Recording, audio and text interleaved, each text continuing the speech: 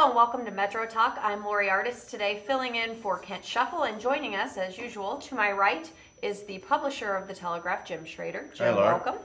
And to my left is Pat Gowan, who is an editor with the St. Louis Post-Dispatch. Pat, welcome. Hi, Lori. Glad to have you. And Pat, we're actually going to start with you today. Changes in workers' compensation laws in Illinois were approved by the Senate but rejected by the House. Changes would have cut payments to doctors and hospitals and would have tightened the reviews that determine an injury severity. So, Pat, do you favor the action taken by the Senate or the House in this case? Well, I'm not in the legislature. It's not my place to favor to be against it, but it's an interesting dynamic in this thing because generally the Republicans want to protect business interests, and business interests think that workers' compensation rates are too high, that the system needs to be reformed. But they also like doctors and hospitals which are in business, and a lot of the weight of this would have fallen on medical providers. It would have included about $500 to $700 million in cuts to money that was being paid to doctors and hospitals, and Republicans didn't like that part of it a whole lot. Anyway, so this thing falls apart at that point, but may I strongly suggest that we're taping on Tuesday. This is the deadline for the legislative session to end, and anything that's passed beyond this requires a 3/5 vote instead of a simple majority vote. So things could change in a hurry. And I can name specific examples through the years of things that did in fact appear to be dead on the last day, only to come roaring back either in the original form or in some new unexpected form. Putting too much of this on the backs of the medical institutions was one of the critiques. The other critique was that while this tightened some of the standards, it also did not address very well the more fundamental question of, can you do something to more closely tie the injury claimed to the work being done, so that I don't fracture my arm at home and then come to work and say, oh my God, I broke my arm at work, it's a workers' compensation claim. That has been a real point of contention with employers all through this thing. Right. Jim, your thoughts? Well, as a full disclosure matter here, I happen to serve on the board of directors for St. Anthony's Hospital.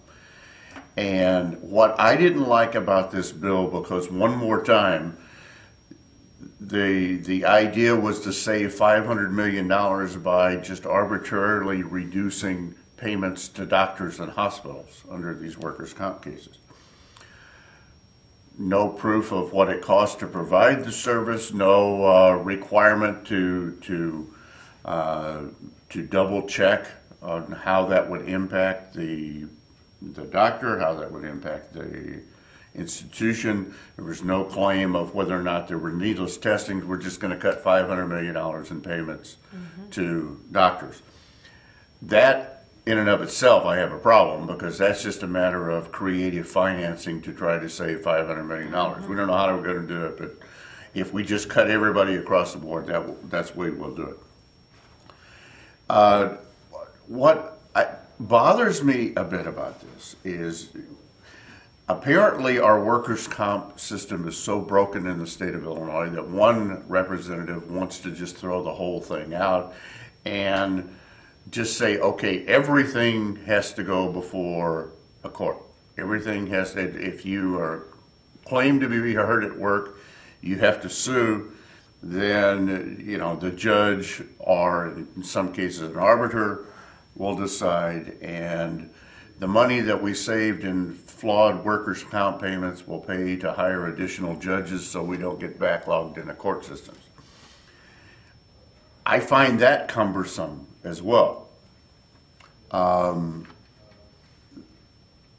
Rather than trying to tighten the restrictions, rather than saying, okay, you have to prove that, you know, you fell in the lobby of the Post-Dispatch because someone, you know, spilled a bucket of water and you didn't fall coming down your stairs in the morning. I mean, there are claims that go on like that. It seems to me that would have been a better way to deal with it. The pink elephant in the room, however, and this is the one that this is why I keep saying that meaningful workers' comp reform is a long way from happening in the state of Illinois, is there are 32 caseworkers, or basically 32 reviewers in the state workers' comp system. 8 of them, I believe now, are currently out with workers' comp claims. Those 32 review roughly 55,000 cases a year for workers' comp. 22,000 of those 55,000 currently involve state workers. There's why we're not getting anything fixed. We have friends and neighbors and appointees and patronage workers that are workers' comp reviewers, and we don't want to throw them out because they've been good soldiers to us. The News Democrat did in Belleville did a excellent series a few weeks ago on some of the abuses in the state workers' comp system and how one jailer had claimed, I don't think it was $80,000 because it was a repetitive injury of having to lock and unlock the jail cell. He had a repetitive stress injury or something. I mean, just amazing things like that. Do we have a problem in the state of Illinois? Every employer will tell you so. I think in Freedom Newspaper's case, our parent company, we have the second highest workers' comp rates in the country, second only to California. Something has to be done to balance it on the backs of doctors and healthcare providers without tightening the restrictions. Is the wrong way to go about it. I've never been entirely sure why we have a workers' comp system apart from the courts. We don't have a slip and fall comp system where if I slip outside a store and fall, that's handled by some other judicial system. It's handled by the courts. I sue and it goes on.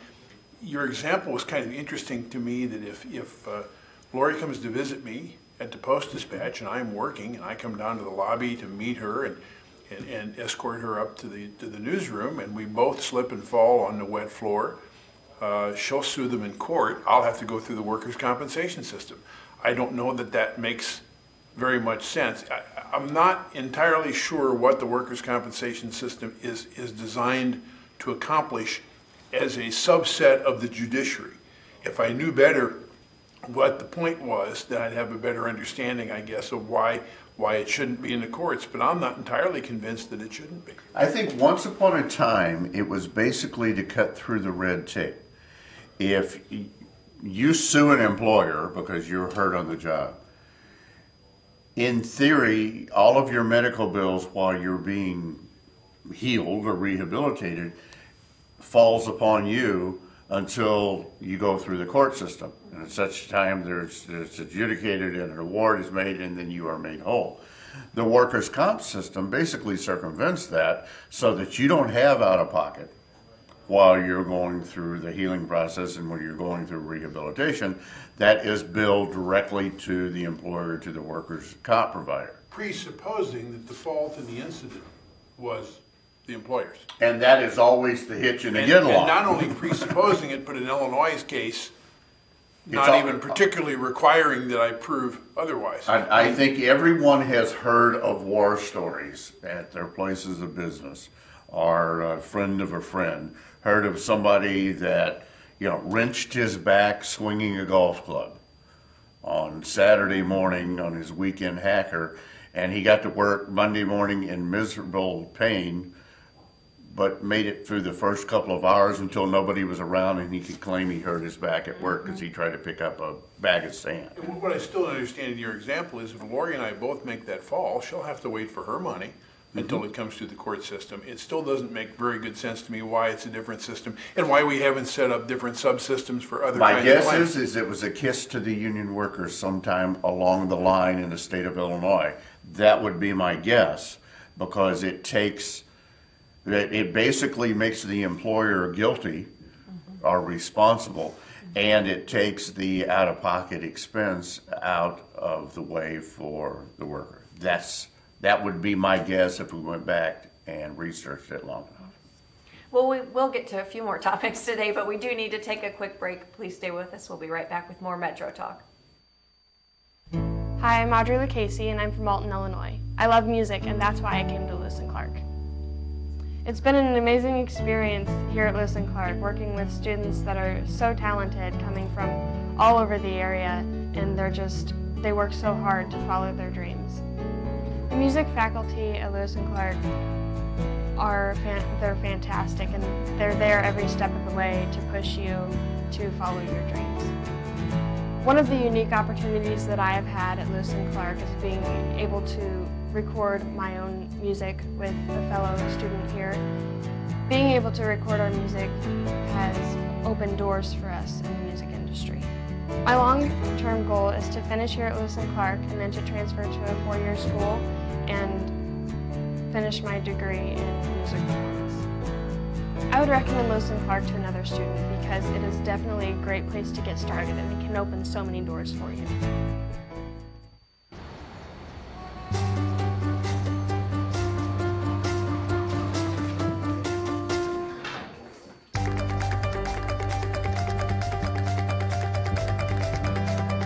Big dreams and good grades aren't enough to get into college. There are actual steps you need to take. Finding someone who can help is the first and most important. For the next steps, go to knowhowtogo.org.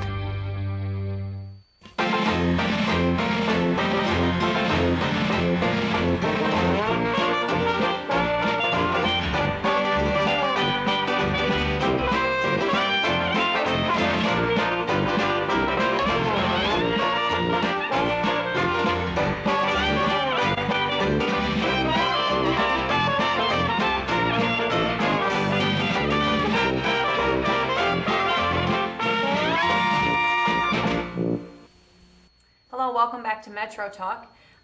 Moving on to our next topic, the Illinois Legislative Redistricting map is now awaiting Governor Quinn's signature. Several Republicans are upset with the plan, and some say that the new map should have been computer drawn. Is there a problem with the map or the redistricting process? Jim, we'll turn that over to you. Well, for those of you who are not familiar, every 10 years we have a census. Every 10 years, we count the good people in the state of Illinois and the good people in the United States. And based upon those population counts, it is divided how many of the 435 representatives you have in the House of Representatives. The state of Illinois actually lost a little population this year, so one seat's being eliminated.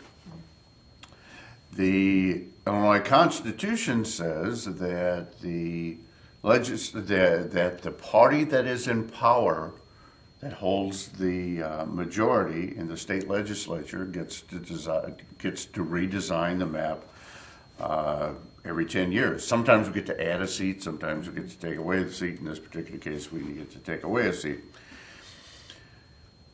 As we all know, the Democrats are in power in Springfield right now, and the Republicans are saying that I think there's been 3 versions released, and then this latest version, the Republicans are claiming that some Republican representatives are being kind of redistricted out of their stronghold districts. Version 2 of the map actually had Congressman Shimkus. His home was, or his district was not going to include his home address any longer. Now I understand that was addressed over the weekend, and he's back. It's been redrawn where he's back in his congressional district. This is going to go on, and the Democrats are going to be in charge sometimes. The Republicans are going to be in charge sometime. Whoever is not in charge is going to claim politics and gerrymandering and all kinds of dirty tricks in redrawing that legislative map. It would take a constitutional amendment to change it. I don't know that there's guts for that in Springfield right now. Since it would take a petition drive, it's certainly not going to be voted on by the legislature to change the rules. It is what it is. Like I said, I think this is the 3rd map that has been reintroduced or introduced. It still has all day where something could be subject to change. It hasn't been signed off quite yet, but things are going to change according to the party in politics every 10 years unless we change the law. What about you, Pat? Is there a more fair way to draw the legislative districts in Oh, there Illinois? probably is, but nobody wants it because when you're in power, you want the power. The problem isn't that the map is intrinsically unfair. It's that the map intrinsically favors Democrats because the Democrats have the power, and it would be the same if it were the Republicans, and has been the same when it was the Republicans.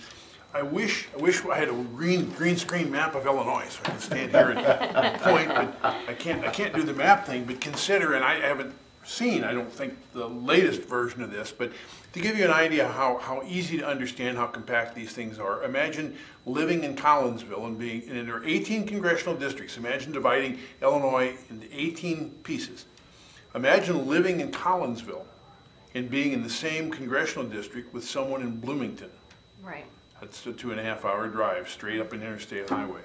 Imagine living where I live in Highland and being in the same district that includes Metropolis, which is at the very southern tip of the state, down by Paducah, Kentucky, and also includes Rantoul, Illinois, which is north of Champaign. If you look at the boundaries, if you look at the shape of them, if you look at the difficulties intrinsic in trying to represent those people, if you look at what the people in those districts do or don't have in common, it's just crazy. But it's no more crazy when the Democrats do it than the Republicans. And you know, it has worked. So I think I've gotten tired of hearing the complaining, and they'll be complaining long after I'm gone. Jim, does it still divide Madison County into 3 pieces? The latest version, yes, it does. That was and it's a little sliver is In the the middle. third piece in the middle. middle that drops down, and then you have The basically middle piece the goes east way up north, and the eastern piece goes way out into what I just described, and the western portion goes with St. Clair County into a district represented by Jerry Costello, the Democrat, that is really remarkably like the district that he had before from the looks of it, and it splits up Madison County in these strange ways, but leaves St. Clair County, Monroe County, the rest of what we think of as Metro East largely is left alone. But interesting, and again, as we've said, the Democrats are in power right now, and they get to decide. Jerry Costello's district on the latest map is very similar to what he had before. John Chimka's district is changing a whole lot. Jerry Costello has a D after his last name. John Chimkus has an R after his last name. But claims of unfair, well, yeah, you can claim it if you want to. Win the majority in 2020, and you get to draw it back the way you wanted it. Right. Well, we do need to take a quick break, but please stay with us. We'll be right back with more Metro Talk. Hello and welcome to the Lewis and Clark Minute. Today we're going to check out the radio broadcasting program in WLCA with Mike Lemons. Have you ever listened to your favorite radio station or your favorite disc jockey and say, you know, I could do that? Or maybe you're the type of person who says, I could never do something like that. Well, with the help of first-year mass comm student John, we're going to show you just how easy it is. Each voice intro starts with talking about the band that just played, and we add a station identifier. Next, you want to offer some information that may be of interest to your audience. And finally, tell the listeners what the next song is, who sings it, followed by another station identifier. John will do one live now. Silver Sun Pickup Substitution on WLCA. The Big Pink released their debut album called A Brief History of Love. The single is off that album. It's The Big Pink with Dominoes. It's on College Radio's Best, 89.9. This has been your Lewis and Clark Minute.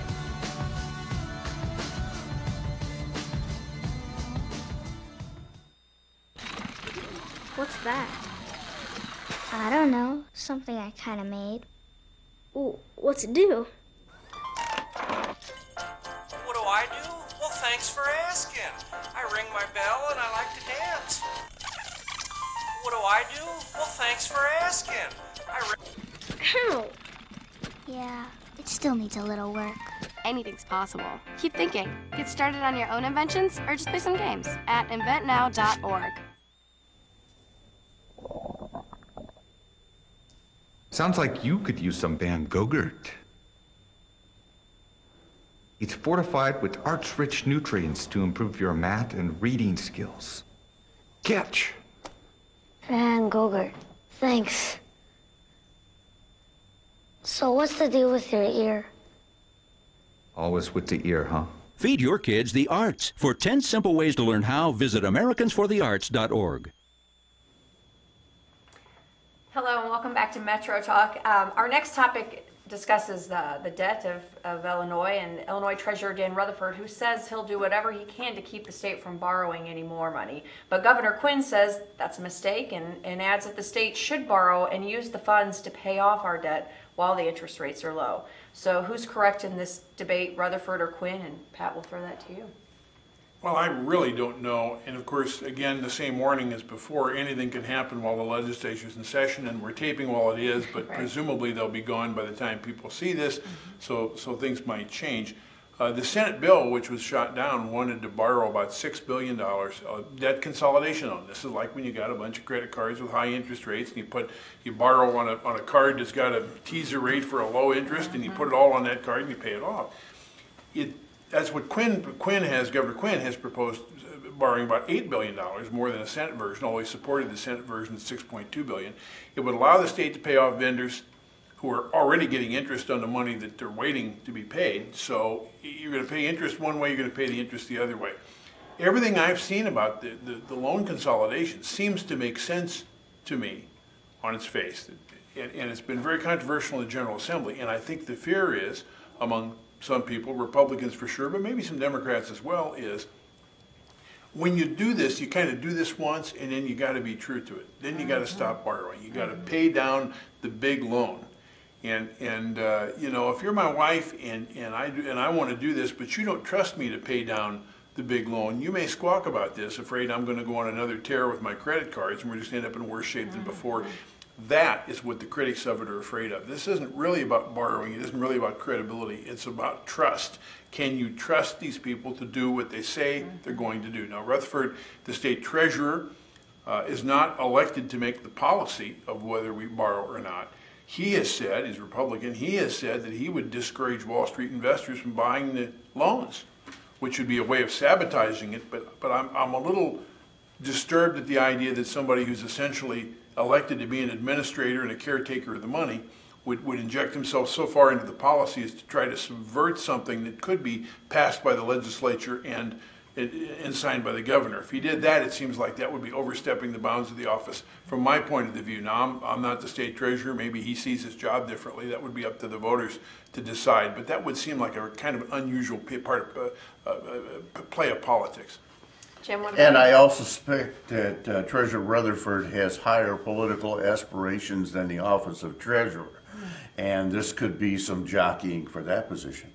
I'm like Pat, to be accruing 14.5 interest or so on unpaid bills, when in theory you could borrow the money, satisfy at least most of those debtors, not all of them, satisfy most of those debtors, at an interest rate of 3 to 5%, seems to me to make a whole lot of sense. Rutherford doesn't trust the legislative branch. He doesn't trust the House and the Senate to live within the means of the loan, as Pat so well pointed out. He certainly doesn't trust Governor Quinn to be willing to back a lower budget. I mean, Governor Quinn's budget is called for in his State of the State address, in his budget address, asked for increased spending, not reduced spending. So Rutherford doesn't trust him either. To the point of recommending that the loans not be purchased, that certainly could be an overstatement. That may be political posturing or threatening. But to me, it seems to be an absolute smart way to do it, as long as we then can cut spending sufficiently and pay down that loan. I talked to a vendor the other day who just got an interest payment from the state of Illinois. He didn't get $1 of interest, and this is The principal. of the principal, excuse me. He didn't get $1 of principal, but he got an interest payment. And well, I'll tell you, it was a school district. So there are millions of dollars owed to school districts all over the state of Illinois.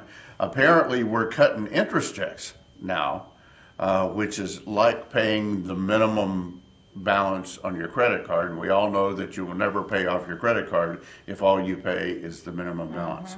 They mail a check for the interest to the school district, but not $1 of the principal owed. This is like your employer saying, Lori, we're going to pay you 1.5% a month when we're late with your paycheck, okay? And we're going to pay you, we're not going to pay you for a year, but we'll send you the interest checks. And that's what they're doing. And you don't know whether to plan on what's going to happen. So that is another side of this, is it would allow them to pay off vendors, many of whom are private, some of whom are public, all of whom are hurting for having done business with the state and then not been paid for it. So the plan is great, but not without a cut in spending as well, is what. Well, otherwise you'll never pay down the note. You'll never, it's, you know, you do the credit card consolidation based on the equity in your house. If you then turn around and go out and get a bunch of new credit cards and run them all back up, not only have you exhausted all the equity in your house, you've got a third big bill, or fourth or fifth or sixth, that you have to And satisfy. I'm not saying that they ought to be trusting each other, because the track record of this stuff on both sides is not very good at all. We've borrowed our way into the mess that we've got, and we haven't done it during Quinn's administration, or Blagojevich's administration, or Ryan. This has been going on for some time. It's a bipartisan effort to put us in a hole, because we were saying yes to more things than we could afford. Everybody's afraid of not getting reelected, and in the end, we end up in this deep hole. So I'm not suggesting it's one party or the other that's to blame, and I don't know how to restore that level of trust. Well, I think we have time for one more quick question. The Illinois House has approved a plan to open 5 new casinos in the state and add slot machines at racetracks. It's estimated that the change could provide the state with $1.5 billion in upfront fees. So, Jim, we'll turn to you. Will the legislation be approved? This is one of those that we got to raise money somewhere. We're trying to figure out how to dig ourselves out of a hole. It's interesting to me, and I guess surprised me, that 5 new casinos were advocated in this bill. We have a 10th gaming license in the state of Illinois that hasn't been awarded since Rod Blagojevich took office almost 8 years ago. Well, it is 8 years ago now. We were sitting on a 10th license that has not been awarded.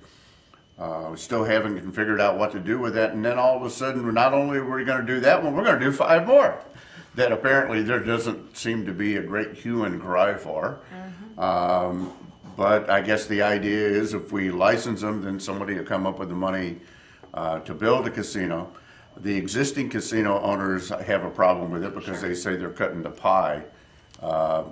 I like the idea of supporting the slot machines at the racing tracks, not so much the idea of 5 new casinos, but that's just me. It seems to me you go where the gambling already is, which is at the track. Pat, quickly. Puts gambling in Chicago. They wanted that for a long time. I think it's likely to pass, and it'll be the salvation of Fairmount Park by putting slot machines in there to support its losses. Well, thank you both for being with us, and thank you for joining us. Please join us again next week for more Metro Talk.